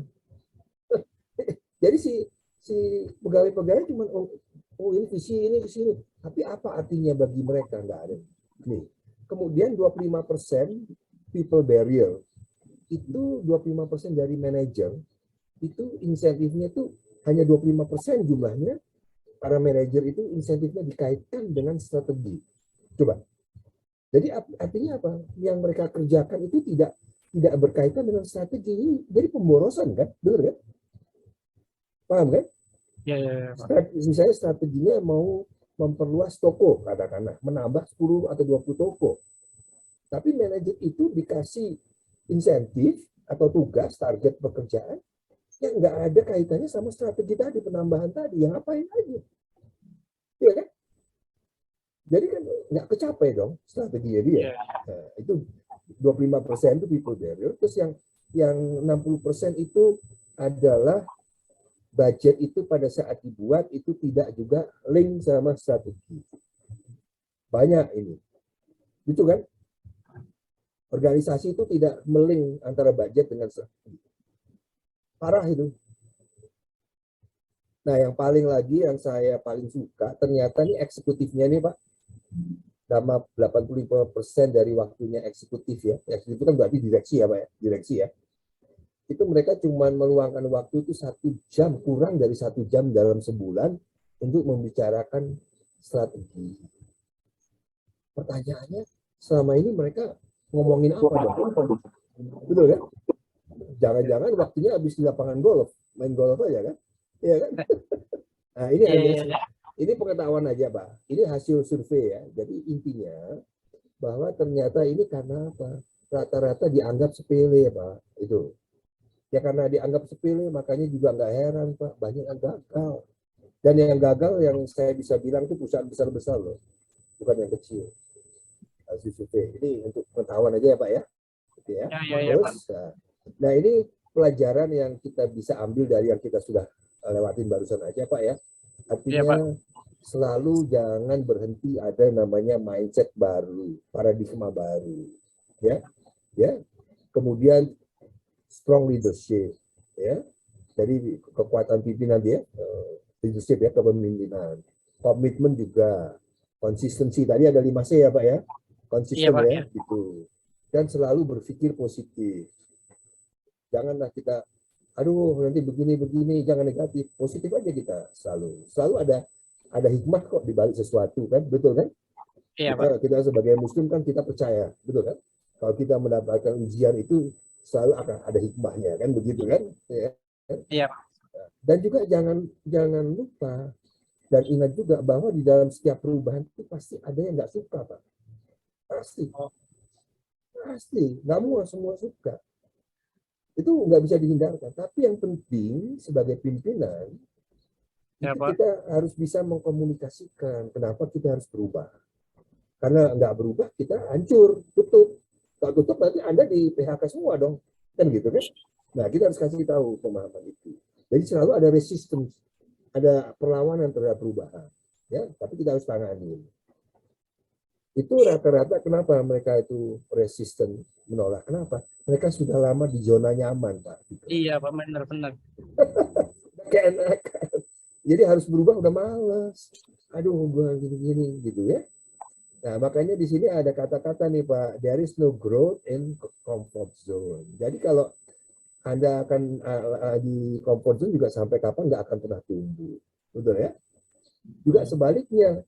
Tapi sebaliknya juga tidak akan ada rasa nyaman di dalam era pertumbuhan. Kenapa? Karena harus kerja, harus Iya, kreatif. iya, iya. Ya, jangan diam lah, jangan berhenti berkreasi. Oke, biasakan juga think outside the box ya. Biasakan berpikir di luar itu. Iya. Kembali lagi two way communication sangat penting ya. Eksekusi ini intinya follow through, Pak. Ya, yang tadi Pak kita tanyakan. Ya. Selalu mereview, mengulang terus. Setiap ada diulang terus ya. Satu lagi yang terakhir, jangan lupa mengapresiasi tim Anda. Apresiasi. Ya. Sekecil apapun kalau tim Anda berhasil melakukan suatu pekerjaan ya, kasih apresiasi. Apresiasi itu gampang, Pak. Salah satu contoh yang gampang, ajak makan malam atau ajak makan siang bersama. Itu udah apresiasi, Pak.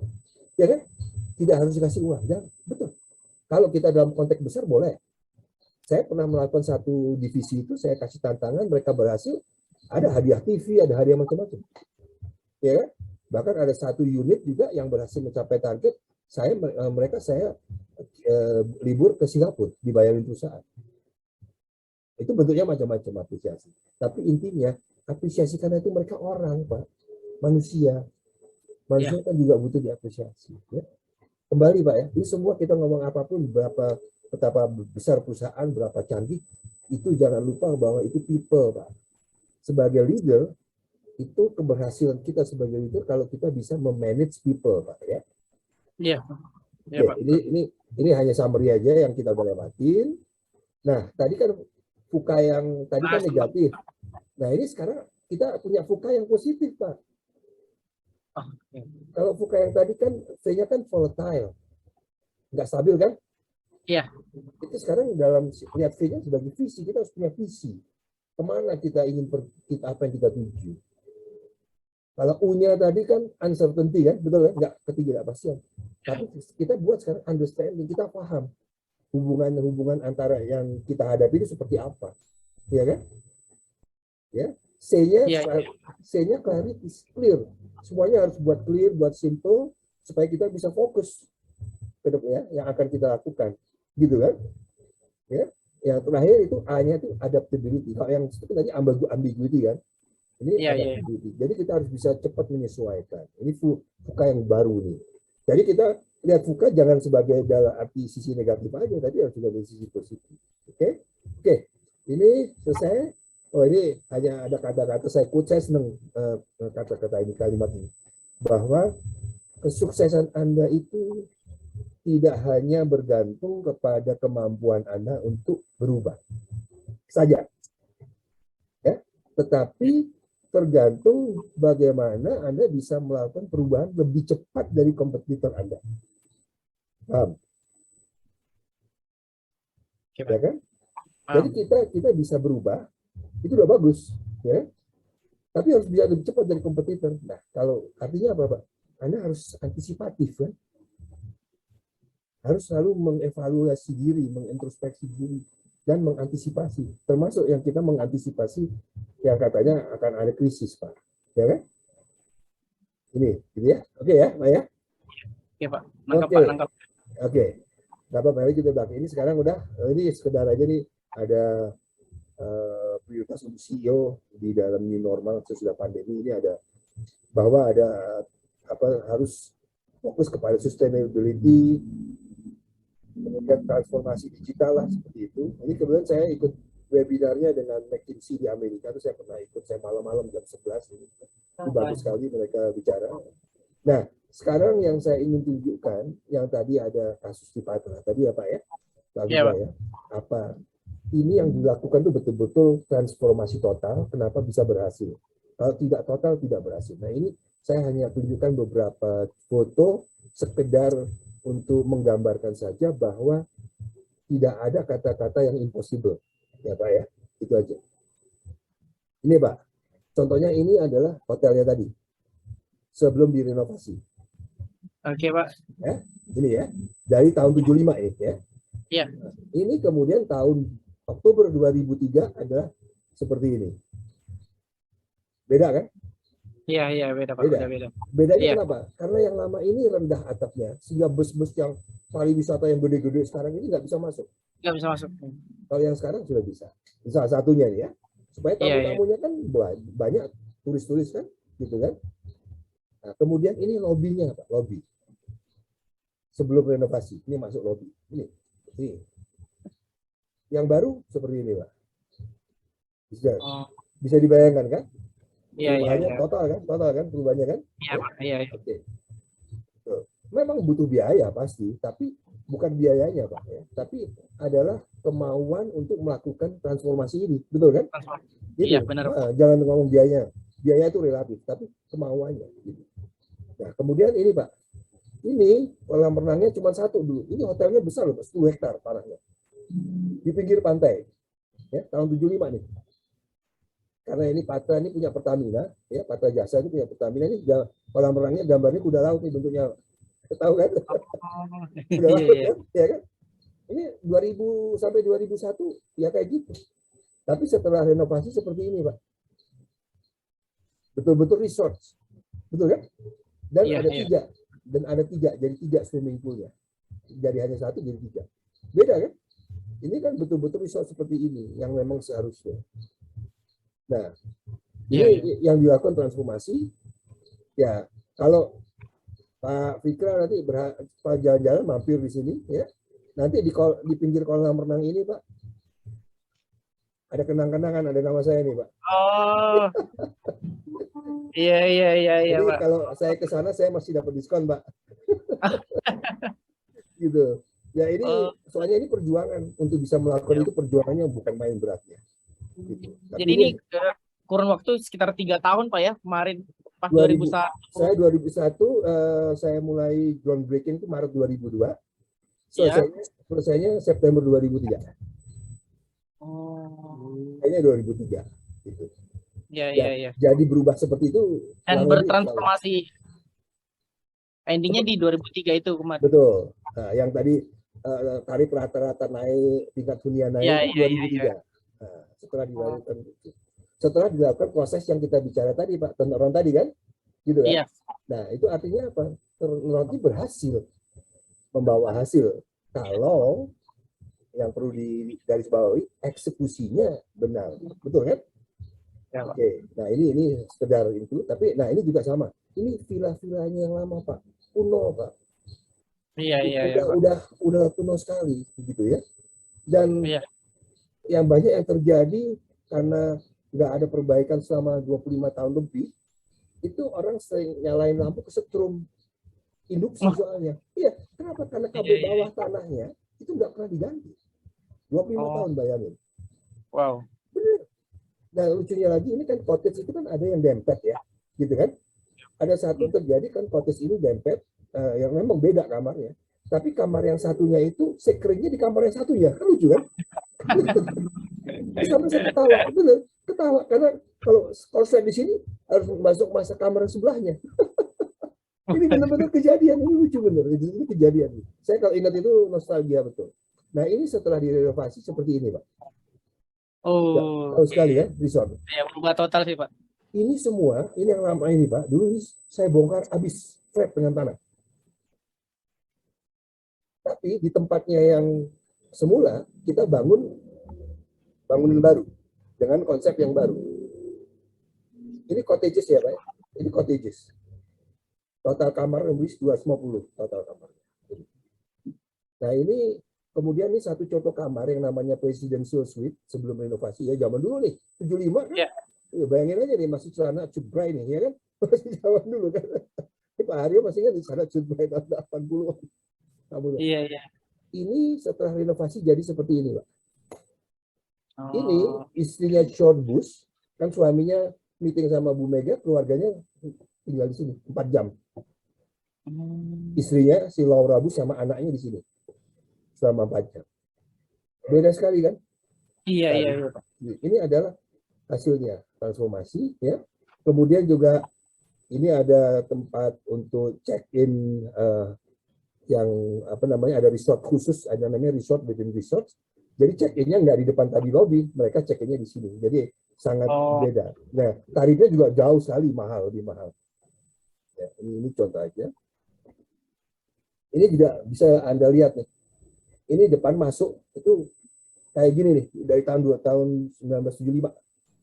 Ya. Nggak kelihatan tuh kan hotelnya, nama hotelnya kan. Tutup ini kan, daun-daun kayak gitu kan. Iya. Nah, setelah direnovasi jadi gini, Pak. Jauh sekali kan? Oh iya benar. Nah, ini adalah bukti transformasi dilakukan dan membawa hasil. Saya hanya mencontohkan ini, bukan menonjolkan hotelnya, tapi yang kita petik itu adalah prosesnya, ya, proses transformasinya, dan proses itu bisa dilakukan di industri apapun, Pak Fikra. Bisa dilakukan asal kita memang ya betul-betul mau melakukannya, ya, secara konsekuen dan konsisten, gitu, kira-kira. Nah, ini dari saya apa namanya, sekedar hanya untuk memberikan gambaran bahwa yang tadinya dikatakan impossible, bisa dilakukan. Dan itu dilakukan 2002-2003 selesai, kan waktu bom Bali semua tuh hotel kan tutup, hancur semua ya. Maksudnya hancur tuh tamunya nggak ada kan? Iya Pak. Itu tamunya nggak ada, saya bongkar, saya renovasi. Oh iya. Ya? Nah, pada 2003 udah mulai baru beranjak yang tadi Pak Haryo bilang berbalik, bouncing naik ya Pak ya. Saya udah ready Pak. Hotel lain baru melakukan renovasi. Saya udah menang waktu. Betul kan? Saya udah menang waktu. Makanya ini penting kita antisipasi dari sekarang nih Pak Fikra.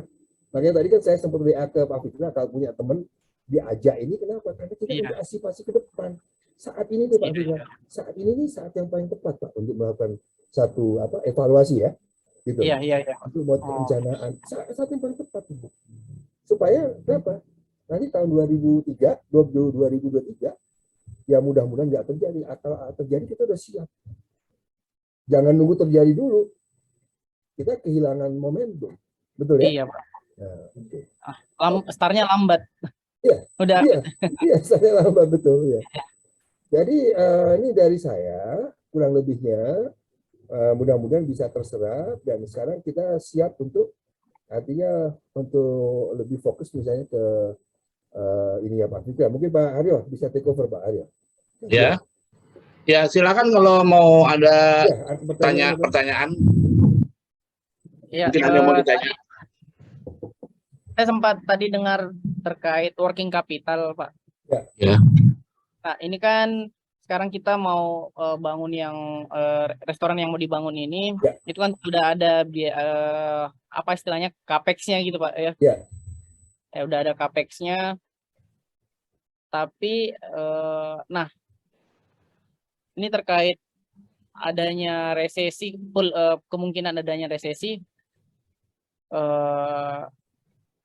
itu working capital ada tapi cuma mengcover sekitar iya Pak, itu gimana ya? Sekitar berapa? Maksudnya cuman sebulanan aja Pak. Jadi gini, sebenarnya Anda di industri yang agak beruntung, karena di industri Anda itu pendapatannya cash juga. Ya kan? Iya. Pertama kalau Anda di misalnya konstruksi, di mana ya, yang pakai kredit lah ya, itu berat itu. Jangankan dari pengeluaran pemasukannya aja dia delay kan. Iya. Ini kan boleh dibilang 95% sampai 99% cash. Yang kedua ya, yang Anda perlu hati-hati itu modal kerja bahan baku. Ya, modal kerja bahan baku itu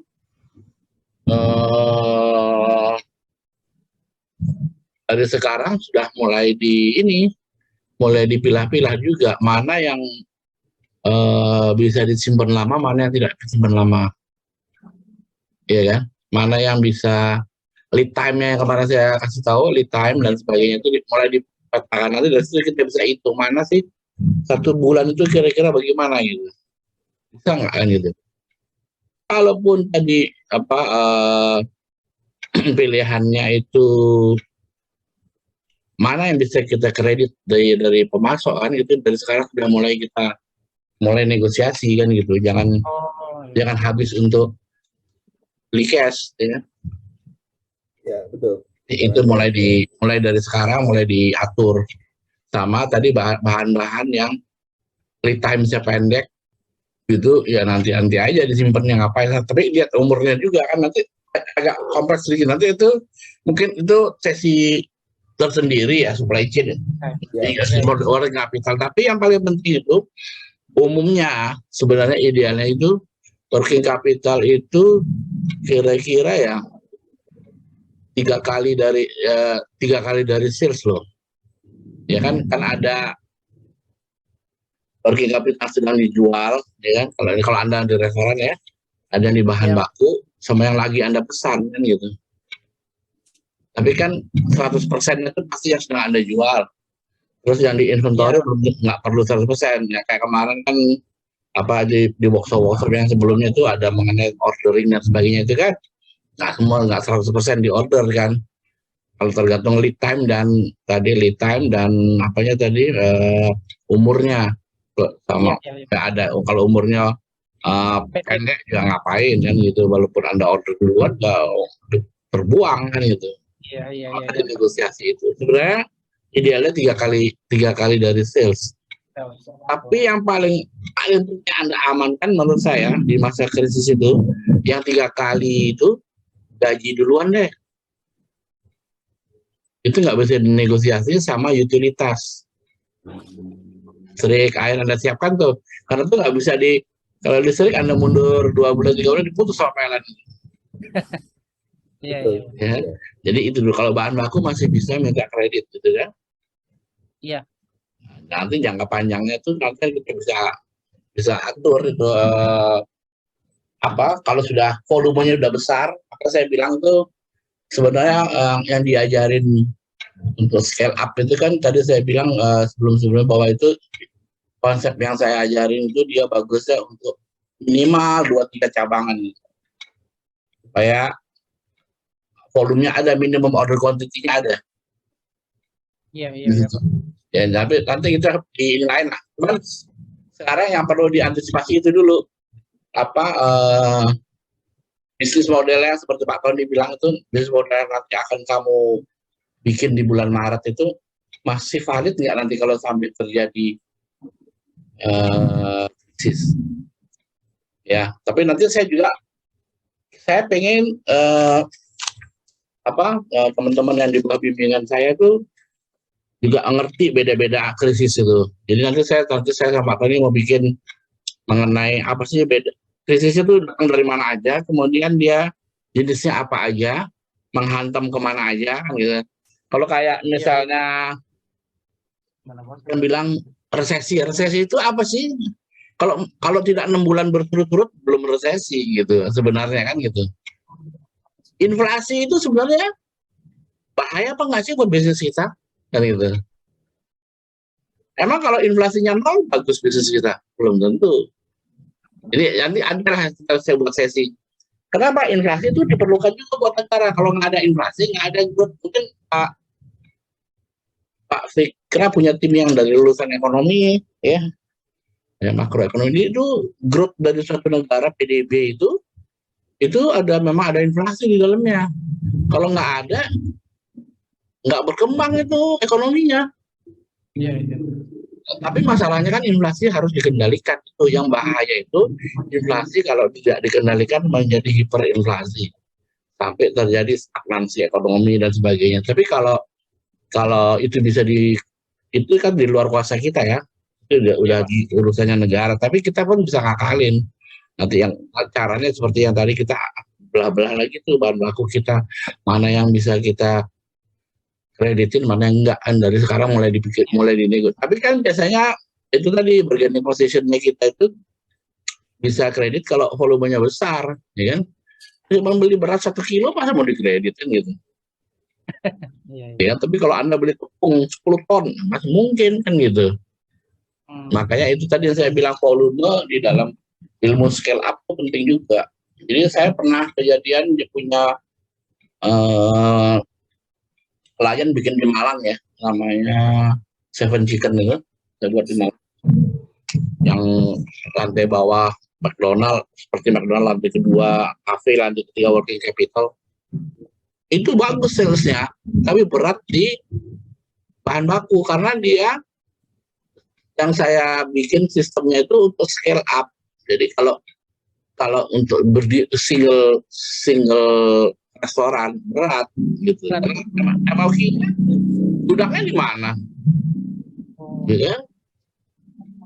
Kalau misalnya kita punya 5-6 restoran, ya kita bisa bikin gudang kecil atau distribusi center kecil lah atau kan gitu. Atau masuknya ke central kitchen dulu kan gitu kan, strateginya ada gitu. Tapi kalau cuma satu, terus kita memang kita di dalam perencanaan itu sebenarnya tahun depan sudah ada 3-4 kita eksekusi, itu akan menjadikan beban ke restoran yang awal. Makanya nanti Pak, nanti di sesi yang adalah tentang business planning itu kan kalau McDonald 3 tahun ke depan mungkin masuk akal sih. Kalau 5 tahun mungkin kejauhan ya, 3 tahun dulu deh gitu. Dan nanti di situ lah berkaitan sama working capital. Dan jangan lupa working capital itu ada juga nanti lembaga-lembaga institusi lain yang bisa mendanain working capital kan. Ini nggak usah takut juga, ada juga yang bisa memberikan working capital, lembaga pembiayaan dan sebagainya ada itu working capital. Tapi ya kalau disuruh pilih, jadi kejadiannya bersamaan nih, udah working capitalnya mepet, terjadi krisis tahun depan. Mana yang bisa diselamatin kan tadi kan mesti kita milih. Kalau saya bilang tadi itu gaji pegawai sama utilitas itu udah nggak bisa karena kalau udah sering dimatiin kecuali kita memang pakai genset ya. Nah, air dimatiin atau apa kan dengan Zakto nggak ada pegawainya karena nggak digaji pada berhenti semua kan repot ya, ada yang jalan kan. Sebenarnya itu sih kayak itu. Mungkin ada yang lain? Ya mungkin tambahin juga sedikit Pak. Jadi Pak Fika mungkin juga artinya perlu ini kita memang betul harus dievaluasi secara keseluruhan. Ya. Itu tadi yang baru dijelaskan Pak Hadi kan salah satunya ya untuk itu ya. Tapi kan kita memang harus betul-betul melihat keseluruhannya supaya dalam perencanaannya ya ke depan itu bisa kita buat dengan baik, termasuk antisipasi kalau memang kita memerlukan dana tambahan, Pak. Jalannya kan banyak, gitu ya. Jalannya banyak. Untuk working capital, karena kalau untuk working capital relatif lebih mudah daripada untuk investasi yang besar yang lain.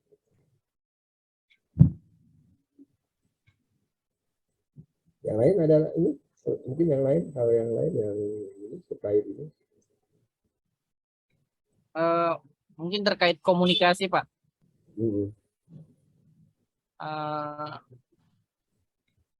Sebenarnya ini mungkin lebih ke dalam sehari gitu, yang efektifnya seperti apa sih Pak? Kalau untuk di sebuah manajemen di perusahaan gitu?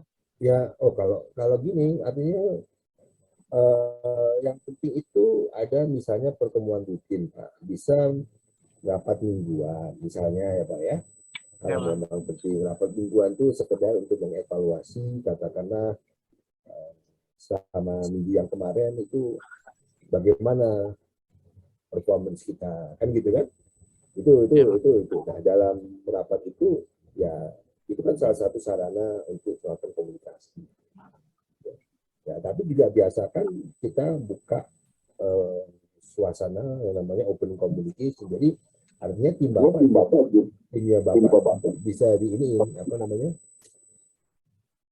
didorong ya untuk jangan sungkan untuk bicara kalau ada kesulitan, gitu kan? Ya. Kan kadang-kadang anak buah untuk bicara sama pimpinan takut, sungkan, kan gitu kan? Iya Pak. Nah, diajak ngomong, jangan karena ini kepentingan kita sama-sama nih. Tanamkan itu aja, itu sebenarnya gampang, Pak, nggak susah. kita tanamkan itu untuk sama-sama. Kita ke depan untuk bisa maju, kita harus terbuka. Kalau ada kesulitan, jangan nunggu sampai kesulitan itu jadi besar misalnya. Tapi kalau yang katakanlah normal-normal ya rutin, misalnya mingguan atau 2 mingguan, tergantung ya dari situasi. Nah intinya pada saat pertemuan itu adalah itu saat yang paling tepat untuk mengevaluasi yang tadi, Pak, antara pencapaian tadi, antara target tadi kan, apakah kita memang tercapai atau tidak. Kalau tidak, apa yang harus segera dilakukan kan itu kan. Yang ingat kan Pak yang 5C tadi yang saya bilang kan? Iya. Itu kayaknya sepele tapi itu penting. Jadi kita bisa review sama tim. Komunikasi juga kan. Oh ini segera Anda ini. Kemudian juga kasih tahu ke mereka kalau ada Anda nggak tahu, nggak paham, jangan takut bertanya. Jangan takut dianggap bodoh lah. Kadang-kadang takut kan. Kadang lagi takut kalau bertanya dianggap bodoh jadi nggak nanya. Itu banyak itu temuin. Jangan. Nah ini itu memang semua kan, tapi tergantung style kita masing-masing kan, pasti beda ya cara style saya dengan style Anda pasti beda. Tapi kan intinya itu kan ngomongnya kan, itu kan dengan timnya itu aja. Komunikasi itu sebenarnya itu. Dan sebagai pimpinan itu, kalau saya boleh dorong, kalau mereka ngomong apa-apa, kita dengar dulu Pak. Dengar aja. Apa? Ya. Jadi saya dalam suatu rapat itu saya pernah lakukan, ada satu masalah yang harus dipecahkan. Ada suatu masalah. Saya ajak tim meeting. Kita bahas. Ya. Saya sebenarnya sudah punya pemikiran. Saya sebagai pimpinan, saya punya jalan untuk melakukan satu solusi. Tapi saya ajak mereka, oke ini ada problem ini, menurut Anda gimana? Coba. Saya ajak mereka, saya dengerin mereka. Walaupun saya udah punya solusi. Nah setelah mereka masing-masing bicara, oke, kalau gitu gimana nih kita? Mana nih yang paling tepat ya? Kalau gini ini gimana? Sebenarnya akhirnya yang dilakukan adalah yang pemikiran saya. Ya Pak. Tapi saya dengan meminta mereka bicara, mereka akan merasa diikut sertakan, Pak. Itu yang namanya involvement tadi, Pak. Keep people involved. Ya. Kalau mereka merasa dibawa ikut sertakan, mereka merasa juga ya ada kebanggaan kan. Wah, saya juga pemikiran saya juga diterima nih untuk solusi itu. Nah, itu penting sekali. Iya. Nah, kadang-kadang kan pimpinan enggak, sudah, kamu lakukan ini deh. Kebanyakan, Pak. Coba. Iya. Udah kamu lakukan ini aja. Ya sudah, akhirnya bawahan itu apatis. Ya sudah. Saya kan lakukan apa yang diperintahkan. Padahal itu salah. Cara komunikasi yang salah. Tapi kalau diajak mereka merasa ikut serta dan dengan otomatis Pak, mereka juga ikut bertanggung jawab. Betul kan? Iya. Mereka itu betul. Ya itu cara komunikasi yang saya bisa kasih tips itu. Ya kita lebih baik juga banyak mendengar dulu baru bicara. Ya sama aja gitu lah. Kan kita kan dikasih telinga 2, Pak. Mulut cuma 1 kan, Pak.